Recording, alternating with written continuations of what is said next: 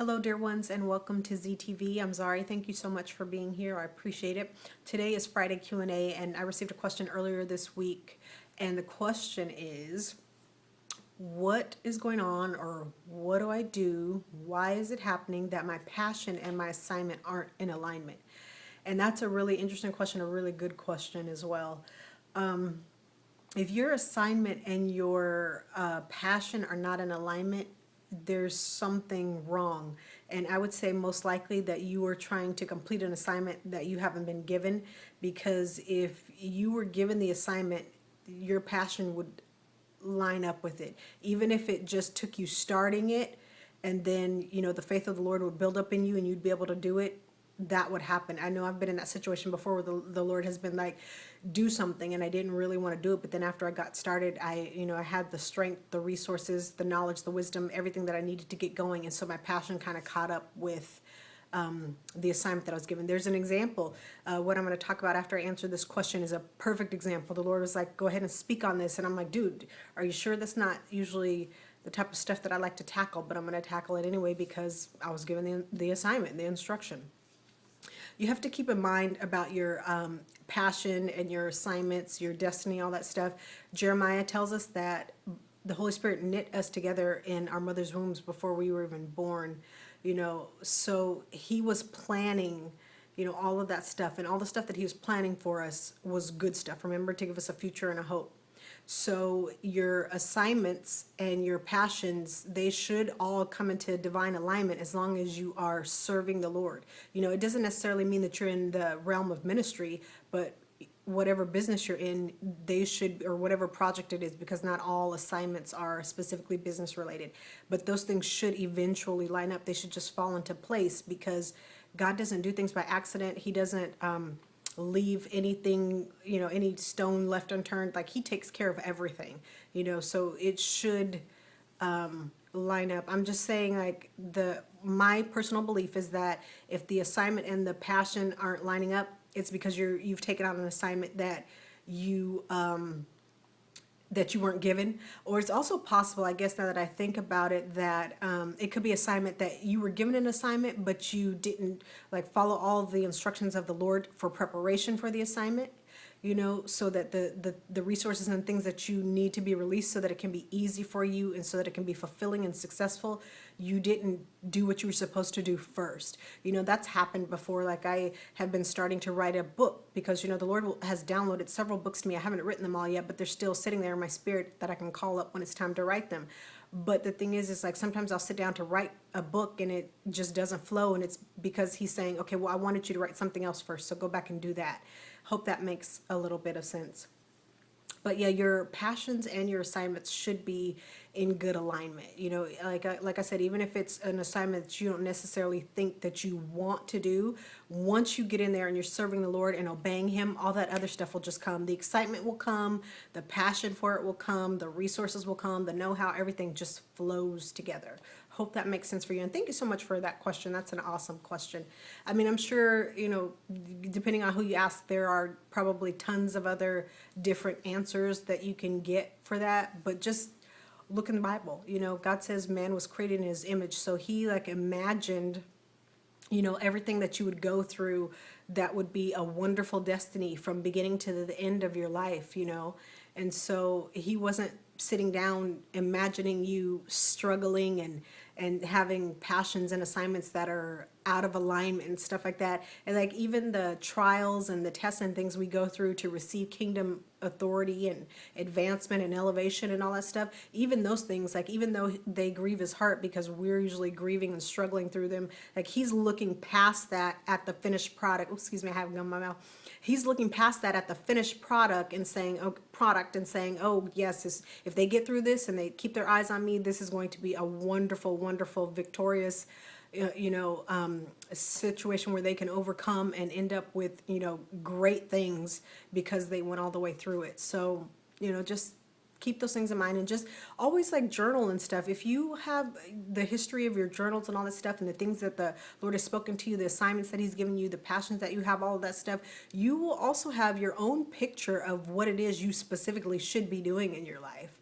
The Lord tells us more than 40 times in the Bible to write things down, and there's a reason for it, because you're taking things out of your mind. Your mind has all these different compartments and ways that it files things, and a lot of stuff that you can't articulate out of your mouth the right way until you can put those thoughts into a system that makes sense, and you do that by writing it down on paper. It helps you process. It's a great practice. So if you're not a journaler, pick up that habit. The Lord desires that for you. Even if you're just writing your visions and making them plain, you still have to be writing something that has to do with your life, your assignment, your purpose, your destiny, all that stuff. And then also writing it out, because he gave us that command or that invitation. It's always a up to you to do what he's put in place or not. If you want your benefits, you do what he said. If you don't want the benefits, you just want to strive and struggle through it, then you do what you want to do, big and bad, But if you write down the vision, the desires, the passion, the destiny, all that stuff, like he tells you to in Habakkuk, then you're coming into covenant with him by writing it down. So, you have success and all that stuff waiting for you once you come into covenant with the Lord. So do that, and then if you're, like I said, if you're doing an assignment and it's just not working out right, then there's probably something off there between you and him. It's also possible, not possible, it's going to happen when you are doing assignment for the Lord. You're going to have warfare come. So don't think that that warfare that's coming is being out of alignment. That warfare that's coming when you're doing something that the Lord told you to do is simply because the enemy doesn't want the victory that's waiting for you, and he doesn't want that kingdom territory being relinquished. So you have to expect that. And those are different things. The warfare that comes, is different than being out of alignment, okay? Being out of alignment will cause warfare, but you have to have discernment and know what exactly is going on in your situation, okay? And then another thing that I wanted to talk about was the St. Louis, Missouri situation where the young man was unarmed and got gunned down. And like I said, this is one of those assignments where the Lord was like, talk. You have enough people watching your page and stuff like that that you can get this information out there. So I'm doing it. There may be some heat, but I'm doing what I was told to do, so we'll see how it goes. But I just have been like processing over this stuff, and I usually don't try to jump on all that stuff, and I don't know exact details, to tell you the truth. I've just been seeing what I've been seeing, on Twitter feeds and on the Facebook page and stuff like that.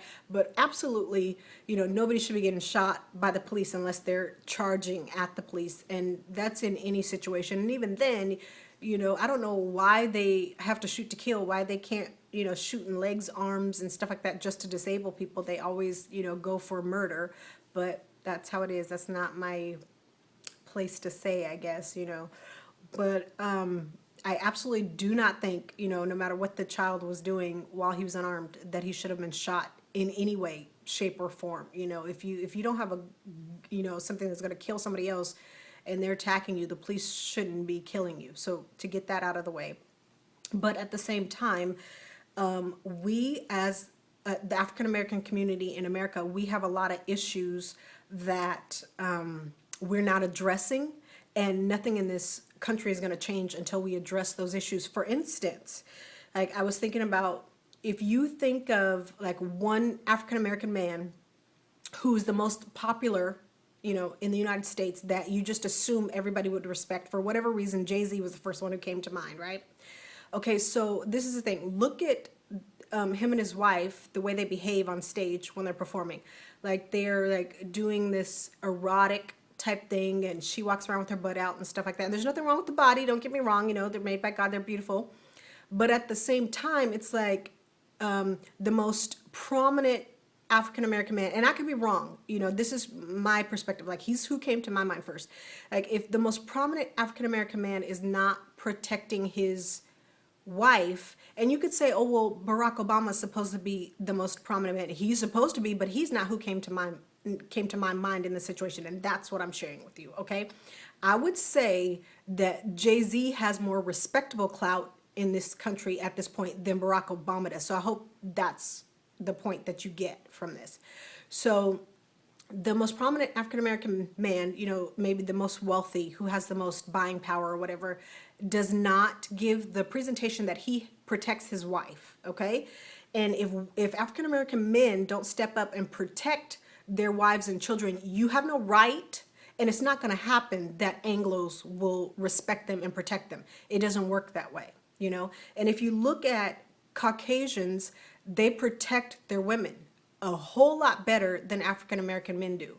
And I know it's like deep from all these issues from slavery and all that stuff that needs to be broken off, but at the same time is just a fact. You can't expect somebody to respect the things that you don't respect. As a whole, our community does not have great respect and protection for Black women and Black kids. And I'm not talking about Anglos, I'm talking about us first. We don't get together and show great respect for African American women and children, so we don't have the right, and it's illogical to expect Anglo Americans to want to rally around and protect African American women and African American children. That's something that we have to think about, we have to realize, we have to accept, and we have to change. You cannot, it's just like anything. People always say that if you don't respect yourself, nobody else is going to respect you. We don't have that on a large scale. Think about what our main goals are as an African American community now. And I'm talking about, if you look and see what's in the media, look and see what's being covered in the media, it's not positive. It is not positive stuff. It's us acting a fool. It's us rapping gold teeth chains and all that stuff. And I understand art, and you can scream art as long as you want to, but at the same time, all of that foolishness has not gotten us anywhere as a community. Yes, it may get the rappers, their cars, their houses, all that stuff, the respect they think, but then again, half of them are in jail. I was seeing on Facebook earlier today that Benny Siegel just was released from prison. That's my exact point. You can't expect behavior from a group of people who is not you if you don't have that respect already going on for yourselves. So we have to fix that, and I understand people out there protesting, and the protests are peaceful and all that stuff, but we shouldn't be protesting against them. We need to protest against us. It doesn't matter what kind of rallies or whatever they have over these situations of these young men being killed. Those things are not going to change anything until a significant portion of our community changes itself. It's just like Jesus said, how could a house divided against itself stand? We are divided against ourselves. So, it doesn't matter what we say. It doesn't matter how many speeches we give. It doesn't matter any of that stuff. We don't care enough about each other for it to matter to anybody, and that's sad. That is so sad. We don't care enough about ourselves that, listen, let me tell you something. It is true that there is a lot of fear going on in the Anglo community toward the African American community, but it also goes in the reverse. Black men are afraid of Anglo men, and that's why they behave the way they do, because that rap persona is hard and feisty and all that stuff. And then, it just perpetuates the whole cycle. And it doesn't make any sense. It just doesn't make any sense. It's like we're going around in circles like the hamsters in the wheel and thinking something's going to change. And that's insanity. It just does not make any sense. So there is big fear on both sides. But if Black men, let me tell you this, if they would stand up, stop being afraid, stop worrying about the Anglo community and start taking care of their own community, and they would rise up and start protecting their women, start protecting their children, then all kinds of stuff would break through. And I understand Black men are oppressed. I understand, things are set up against them. But at the same time, all it takes is two of them getting together with one, focused goal. And they could start changing with just boom, boom, boom, boom, boom, boom. It would go through in waves and start changing people. But two of them can't get together, Like I mentioned this when I wrote that post about 12 years a slave. There has to be a deliverer rise up in the community. There has to be someone. They have to be strong. They have to be willing to say the tough things, but they also have to be willing to address the Black community first. Stop worrying about what white people are doing and worry about our community. If we get our community together, that's when the change is going to happen. We can't expect them to change things for us when we won't change things for ourselves. That simple. And I'm going to let it go there because I could go on and on and on and on forever. So I just bless you in Jesus' name. Oopsie, tearing up stuff here. If you got offended by this, there's a reason for it. There's absolutely a reason. If things don't apply to you, you don't have any reason to get offended. Okay? So don't forget to visit me at zrightswords.org/ZTV. I have Friday Q&A, obviously, and then I also have Testimony Tuesday on Tuesdays at 2 p.m. Pacific. All right. Take care.